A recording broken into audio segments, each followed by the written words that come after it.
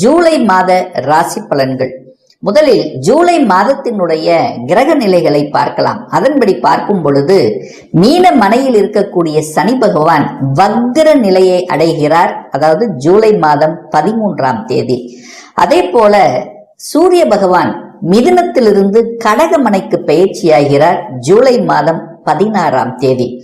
ஜூலை மாதம் 18ஆம் தேதி கடகமனையில் இருக்கக்கூடிய புதன் பகவான் வக்ர நிலையை அடைகிறார்.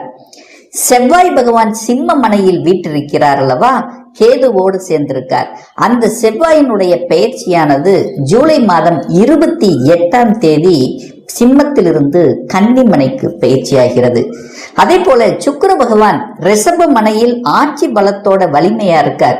சோ இந்த ஜூலை மாதம் 26ஆம் தேதி அன்று மிதுன மனைக்கு பயிற்சியாகிறது. ராகு பகவான் கும்பமனையிலும் கேது பகவான் சிம்ம மனையிலும் இருக்க, சந்திரன் மனு காரகனான சந்திரன் இந்த ஜூலை மாதத்தின் தொடக்கத்தில் கன்னிமனையில் பிரவேசிக்கிறார். சோ இந்த கிரக அமைப்புகளை வைத்துக் கொண்டு இந்த ஜூலை மாதம் என்ன நடக்கும், என்ன பலன், எப்படி இருக்கணும் என்பதை பற்றியும் எந்த தெய்வ வழிபாடு உகந்தது என்பதை பற்றி இந்த பதிவில் நம்ம டீட்டெயிலா பார்க்க போகிறோம். அதற்கு முன்னால் நம்முடைய சேனலை நீங்கள் ஃபர்ஸ்ட் டைம் பார்ப்பவர்கள் என்றால் மறக்காம சப்ஸ்கிரைப் பண்ணிக்கிங்க. கன்னிராசி அன்பர்களே, இந்த ஜூலை மாதம் என்ன பலன் எப்படி இருக்கும் அப்படின்னு பார்க்கும் பொழுது, உங்க ராசிநாதனான புதன் பகவான் 11ஆம் இடத்துல இருக்கிறது ஒரு நல்ல தன்மை, லாபஸ்தானத்தில் இருக்கிறது ஒரு நல்ல லாபத்தையும் லாபத்தை பற்றிய சிந்தனை உணர்வுகள் இதெல்லாத்தையும் கொடுக்கும், நல்ல தன்மை தான். ஆனா இந்த மாதம் 18ஆம் தேதி, அதாவது ஜூலை 18ஆம் தேதி புதன் வக்ரமாகிறார். வக்ரம் அப்படின்னா இயல்புக்கு மாறிய தன்மை, கொஞ்சம் அதாவது ஓவர் கான்பிடென்ட் வந்துடும். ஸோ எந்த ஒரு விஷயமாக இருந்தாலும் அப்ப நிதானமாக செயல்படணுங்கிறத ஞாபகத்து வச்சுக்கோங்க. சனியும் வக்ரம் பெற்று லக்னத்தை பார்க்கிறார், ராசியை பார்க்கிறார்.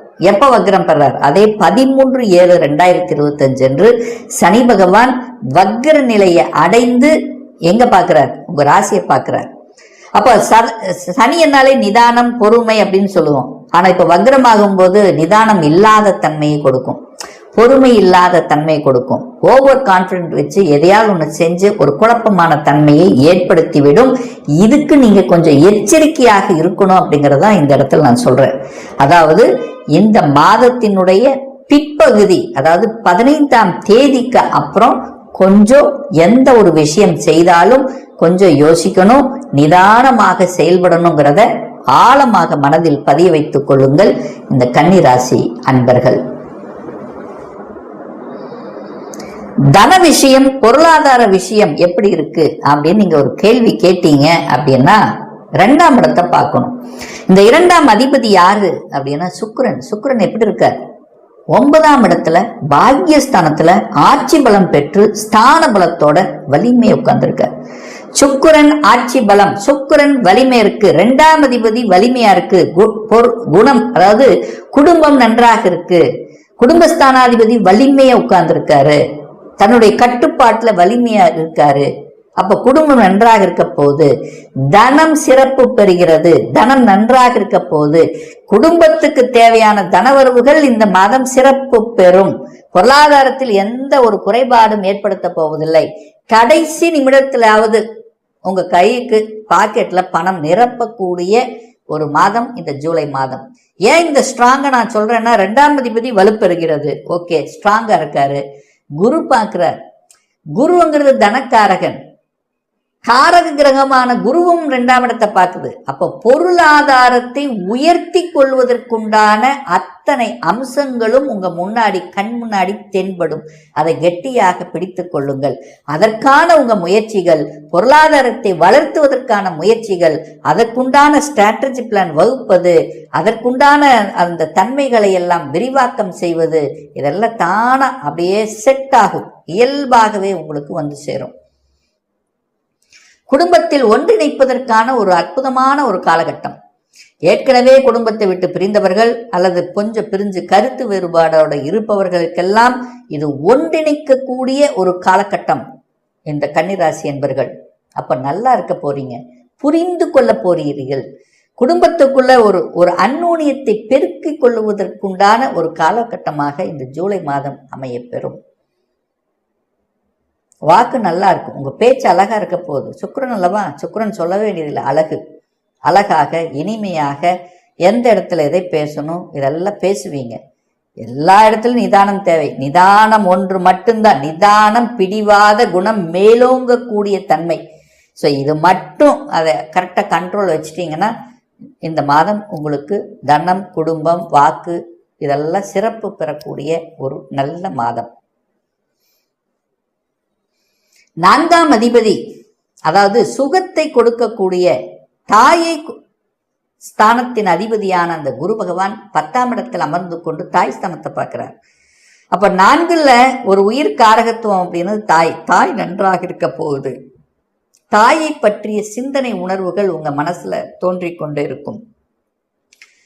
தாயை விட்டு நீங்க நெடுதூரமாக இருந்தாலும் தாயோட அந்த ஒரு உறவுங்கிறது ஒரு நல்ல ஒரு பேணி காக்கக்கூடிய தன்மை. தாயை பற்றிய கவனிப்பு, தாயை பற்றிய எண்ண ஓட்டங்கள் சிறப்பு பெறும். தாயினுடைய சொத்துக்கள், தாய் வர்க்கம் ரீதியாக இருந்து வந்த அந்த சில பிரச்சனைகள் எல்லாம் சரி செய்வதற்குண்டான ஒரு காலகட்டம். சூரியனும் இங்க பார்க்கிறார். அப்ப சூரியனும் பார்க்குது, குருவும் பார்க்கிறார். அப்ப இந்த 2 கிரகங்கள் ஒன்றாக பார்த்து கொண்டு 4ஆம் இடத்தை வலுப்படுத்துறதுனால 4ஆம் இடத்தை நீங்கள் வலுப்படுத்துவதற்குண்டான ஒரு காரணமாக இந்த ஜூலை மாதம் அமையப்பெறும். 4ல் என்ன இருக்கு? தாயை பற்றிய சிந்தனைகள், அது ஓகே. வீட்டை குறிக்கக்கூடிய இடம், இப்போ வீடு வாங்குவீங்க, என்ன ஓட்டங்களை தரும். சுக்கிரன் வலுவா இருக்கார், வீட்டு காரகிரகம் வலுவா இருக்கு. 4ஆம் இடம் வலுப்படுத்தப்படுகிறது குருவின் பார்வையால. சூரியன் விரையாதிபதியாக இருந்தாலும் என்ன ஒரு நல்ல விஷயம் தானே, ஒரு முதலீடு தானே. 12ஆம் அதிபதி என்ன முதலீட்டை கொடுக்கக்கூடியதால் அப்போ ஒரு முதலீடு செய்வீங்க. வீட்டை வாங்கலாம், அல்லது இடத்த வாங்கலாம், அல்லது விவசாய நிலம் வாங்கலாம். ஸோ இந்த மாதிரி எதை வாங்கினாலும் வாங்குவதற்குண்டான ஒரு மாதமாக அமையும் இந்த கன்னிராசி அன்பர்களுக்கு. 4ஆம் இடம்ங்கிறதுல படிப்பை கொடுக்கக்கூடிய இடம், படிப்பு அங்கதான் இருக்கு. அப்ப படிப்பு நல்லா இருக்க போகுது. குரு நல்லா இருக்கார், புதனும் 11ஆம் இடத்துல இருக்கு. அப்புறம் என்ன, படிப்பு சார்ந்த விஷயங்கள் சிறப்பு பெறும். நல்ல மார்க் வாங்கணுங்கிற எண்ணங்களை கொடுக்கும். ஏற்கனவே +2 முடிச்சவங்க நல்ல கோர்ஸ்ல போய் ஜாயின் பண்ணக்கூடிய அமைப்புகளை உருவாக்கும். அப்ப கன்னிக்கு படிப்பு சார்ந்த விஷயங்கள் சிறப்பு பெறும். ஃபைனல் இயர் இருக்கிறீங்க, படிச்சு முடிச்சிடுறீங்க, வேலை வாய்ப்பு கிடைக்கும். அதன் மூலம் வேலை வாய்ப்பு போய் சந்தோஷப்படுத்தக்கூடிய அமைப்புகள். அப்போ நல்லா இருக்கு. படிப்பு சார்ந்த விஷயங்கள், வேலை வாய்ப்பு சார்ந்த விஷயங்களும் சிறப்பு பெறும் மாணாக்கர்களுக்கு அப்படின்னு சொல்லுவேன். 6ஆம் இடத்தை குரு பார்க்கிறார். 6ஆம் அதிபதி 7ஆம் இடத்தில் அமர்ந்து கொண்டு வக்ர நிலையில் இருக்கார். அப்போ கடனை கொடுக்குமா கெடுக்குமா அப்படின்னா கடனை கெடுக்கும். கடனை அடைச்சிடலாங்கிற தன்னம்பிக்கை கொடுக்கும். முதல்ல கடனை அடைச்சிட்டு மற்றது பார்க்கலாம். அல்லது சுப கடன், ஏதோ ஒரு வகையில் கடனை பற்றி எண்ண ஓட்டங்களை கொடுக்கும். ஒன்று கடனை அடைப்பதற்கான வேலையை எடுப்பீங்க, அல்லது கடன் வாங்கி சுப கடன்களாக கன்வெர்ட் பண்ணுவீங்க. அப்போ கடன் என்கின்ற அமைப்பு இந்த மாதம் உங்கள் எண்ண உணர்வுகளில் கண்டிப்பாக இருக்கும். அதை பற்றிய டிஸ்கஷன் உங்களுடைய குடும்பத்தில் ஓடிக்கொண்டிருக்கும். அப்படிங்கிறதுல மாற்று கருத்து கிடையாது. 6ஆம் இடம் என்பது வேலையை குறிக்கக்கூடிய இடம். அப்போ சனி வேலையை குறிக்கக்கூடிய ஒரு கிரகம் 7ஆம் இடத்துல வக்ரமாக இருக்கும்போது வேலை இல்லாத கன்னிக்கு வேலை கொடுத்துரும். ஏன்னா தன்னுடைய இயல்புக்கு மாறிய தன்மையில் இருக்க போறார். எப்படியோ ஒரு உக்கிரமாக செயல்பட்டு விவேகமாக செயல்பட்டு ஒரு வேலை வாங்கி கொடுத்துரும், அவ்வளவுதான். ஏன்னா 10ஆம் இடத்துல சூரியனும் குருவும் இணைஞ்சிருக்காங்க. ஒரு மாற்றத்துக்கான அறிகுறி இருக்கு. வேலை உண்டு, வேலையில மாற்றம் உண்டு. சூரியன் பலமா இருக்கார் 10ஆம் இடத்துல. சூரியன் 10ஆம் இடத்துல இருக்கும்போது திக்பலம் அடைகிறது. அரசு சார்ந்த விஷயத்தில் நன்மைகள். இந்த கன்னிராசி என்பர்கள் கவர்மெண்ட்ல இருக்கக்கூடிய அத்துணை கன்னிராசி என்பர்களுக்கும் ஒரு ப்ரமோஷன் எதிர்பார்த்த ப்ரமோஷன், அல்லது ஒரு சிலருக்கு பார்த்தீங்கன்னா இடமாற்றம் கிடைக்கக்கூடிய தன்மை, அதிகாரம், அட்மினிஸ்ட்ரேஷன் சிறப்பு பெறக்கூடிய ஒரு மாதம். இல்லை செல்ஃப் ஃபைனான்ஸில் இருக்கிறவங்களுக்கு கூட அதிகாரத்தை கொடுக்கும். ஏன்னா சூரியன் வலுப்பெறுதல்ல. அப்போ ஒரு தலைமை பண்பு, ஒரு நிர்வாகத்திறன் மேம்படக்கூடிய தன்மை, எந்த வேலை கொடுத்தாலும் கச்சிதமாக நடத்தி முடிக்கக்கூடிய ஒரு மாதமாக இந்த ஜூலை மாதம் அமையப்பெறும்.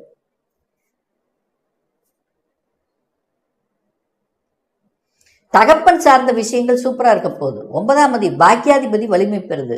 தந்தை ஸ்தானம் 9ஆம் இடம், தந்தை நன்றாக இருக்க போகிறார். தந்தை காரக கிரகம் சூரியன் 10ல் திக்பலத்தோடு இருக்கு. இந்த மாதம் 11ஆம் இடத்துக்கு போய் சேர்றார். அப்போ தந்தையால 9, 10 தந்தையால சூப்பரா இருக்க போகுதுன்னு அர்த்தம். தந்தையினால் அனுகூலம் பெறக்கூடிய ஒரு மாதம் இந்த கன்னி ராசி என்பர்கள். தந்தையின் சொத்துக்கள், தந்தையின் தொழில்கள்,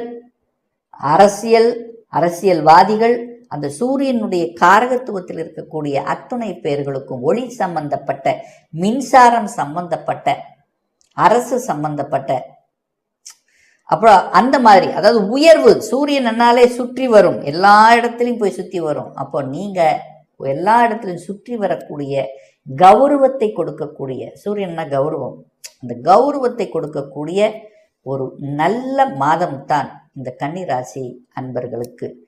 ஒரு நல்ல தெய்வ வழிபாடு இந்த கன்னிராசி அன்பர்களுக்கு அப்படின்னு எடுத்துக்கொண்டால், அந்த சனி பகவான் வக்ரம் பெற்று பார்க்கறதுனால சனிக்கிழமை அன்று ஆஞ்சநேய வழிபாடையும் பெருமாள் வழிபாடையும் எடுத்துக்கொள்ளும் போது நிச்சயமாக உங்க மனசு, எண்ணம், செயல், சிந்தனைகள் சிறப்பு பெறுங்கிறதுல எந்தவித மாற்று கருத்தும் கிடையாது.